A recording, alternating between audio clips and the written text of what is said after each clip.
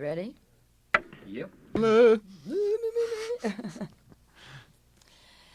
Tom Petty and the Heartbreakers, after only 2 albums, is becoming a force in today's rock music, and I'm really pleased to be able to find out from Tom just where the group came from. You kind of emerged onto the scene in the end of '77, Tom, and somewhere I heard that you came out of the demise of the New York Dolls. Is that true? No. See, No, you that's see, not things true. they print can often be baloney.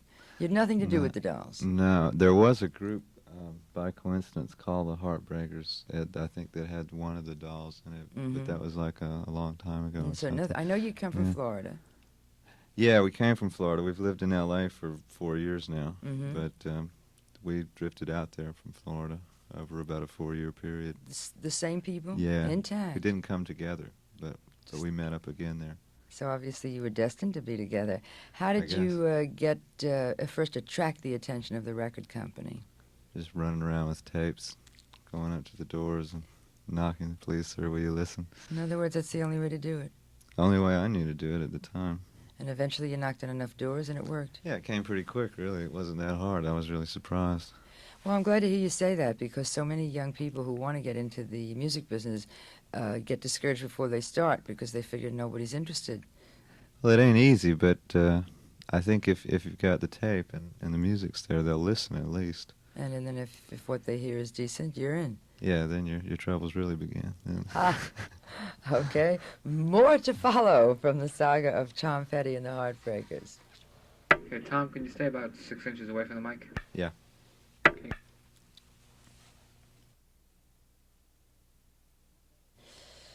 Tom Petty and the Heartbreakers, and from all the predictions, they will be around for a long time and one of the major rock stars. How does that make you feel when you hear things like that, Tom?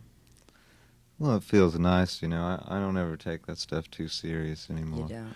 No, I mean, it's nice that they say that, but, you know, you can't help but remember playing The dives. the dives and doing 3 encores and not finding any records in the stores, you know, and that kind of thing.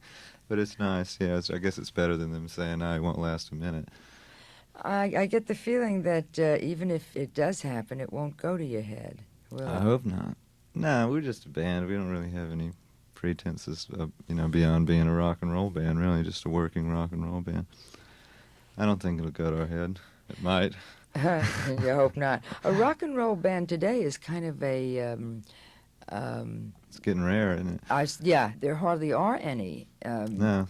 What makes the Heartbreakers able to burst onto a scene filled with pop rock and disco and everything and hit with that R&R sound? Well, I think everyone's waiting for it. You know, nobody forgot rock and roll. It's just everyone quit doing it in any sort of straightforward sense. You know, it got all changed around with different influences. But we were sort of just a song. We just write songs, you know, rock and roll songs with guitars and drums and things. Very straightforward trip. But I think people still get off. I think they're waiting for rock and roll music. I've heard the band in the initial album was described as punkers. How did that make you feel? Confused for a while. We never really understood that whole thing. I mean, I know what it is. We were in England when that broke out very strong. I think it was just a misconception from I had a black leather jacket on the cover, so I didn't really know that automatically made me Made you a punk. a Yeah, in punk. England it would. And while we sympathized with what it was about, I could Mm. dig what it was about. Mm. We didn't want to join the club, really. We wanted to sort of stay our own entity, and we didn't want to join the old bunch either. We just wanted to stay our own thing rather than join up with someone else. So Not funny. I guess you're right. The simplest approach may be the best. We got very complicated after a while. yeah, it got a little out there, I think. I'm glad you uncomplicated us. Tom Petty and the Heartbreakers has gained a great reputation among fans with just 2 albums. And in addition, according to the stories that you hear around the music business, he's also extremely popular with his peers. I somewhere read that Elton John paid a lot of money to hear a Tom Petty record on some kind of a radiothon, and that when you played the whiskey, Rod Stewart was there all the time. What do you think your appeal is for your peers, for your contemporaries? I don't know. I've never met. I've heard that. I read that an interview where Elton said some nice things, but I don't really know. I know a lot of those people, but I don't really know. I guess they just like the music. It's a simple thing of someone liking the music. It felt really nice that we had that support in the beginning. That's a consummate compliment, when a performer who is really up there goes to see another performer who's new. That's a tremendous compliment. There must be Yeah. something very important up there that you're doing. Well,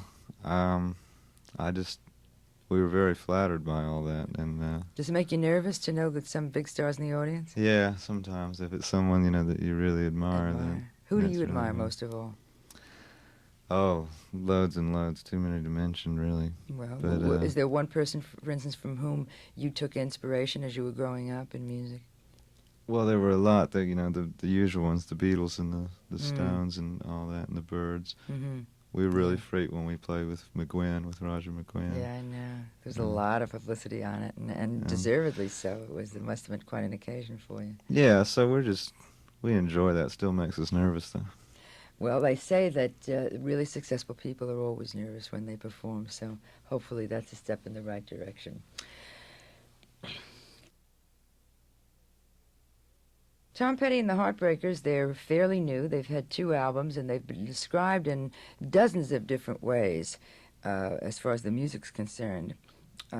Tom describes himself as just straightforward rock and roll, but now... I think all that's dead now, though. We don't ever have that. That isn't No, brought up I too think you much firmly anymore. established the fact that you're definitely not punk rock. The band seems to be able to create a sound that is rock and roll, and yet, as you just put it, you never joined the yesteryear club. I mean, you don't sound like anything that was. No. What is it that makes the sound so unique and yet so comfortably familiar? I really just think it's the 5 musicians. I think that we just, these 5 people just make a certain sound when they play together. I don't know. We got a lot of roots to what we do, but we don't try to stay religiously stuck to them. Where we've got to create a sound that's exactly like the '60s. We call '60s a lot, but I don't think it really is. I think it's more '80s or '90s, around there. That's an interesting theory that I'll have to mull over for a while. Tom Petty. Tom Petty has had 1 album, and he's just had a second one recently that seems to be doing very, very well. And most people feel that the second one is more commercial than the first, Tom. Was that by design? Is that justifiably passed around? I think the second one probably is more commercial in some ways. And then again, it's not. I think the second one you probably have to hear 4 or 5 times before you really understand it, as opposed to the first one. It wasn't to answer your question, it wasn't a conscious thing we did. We just wanted to get more texture into the sound. We just knew a little bit more about making records. The first record, we'd never made a record before. For a first one, you did So, you did really well. Do you feel that you still have a lot more to learn? Oh, yeah. Most musicians I ever have spoken to, when you say, "Boy, I like your current album," they say, "Oh, but wait till you hear the next one," because Yeah. you keep growing and moving. Is there anything, for instance, now that you are going to do on the next one that you didn't do, or vice versa? Well, I know I'll do something I haven't. The point is to keep growing and to do something. I wouldn't want to make the same albums over and over again. I want to do something different no matter what, as long as it's rock and roll music. But I think, yeah, we'll grow. Right now, it's too early for me to think what will be on the Don't third you one. think the fans kind of expect, for instance, if they go bananas over this album, don't you think they'll be a little bit put off if you even change slightly? Fans are funny that way. They're hard to please. Well, yeah, but if you change, like there is a change between the first and the second, but if the change is good, if it's legit music and they can dig it, then I think you're all right. But it's just when you go way out to your own self-indulgence, when you go into that's when you get into In trouble. other words, change just for change's sake is not the thing. No, not just for the sake of change, but just for the sake of growth. Well, it's a key word, and I have the feeling that the growth factor will be very important in the future of Tom Petty and the Heartbreakers. Thank you. Okay, now would you do those promos on the card, Tom, and we'll let you go. Okay. It's 3 different ones. What they do is they play them on the stations to promo the fact that you're coming. So this is Tom Petty, and I'll be on with the Nightbird tonight, so tune in, and then do a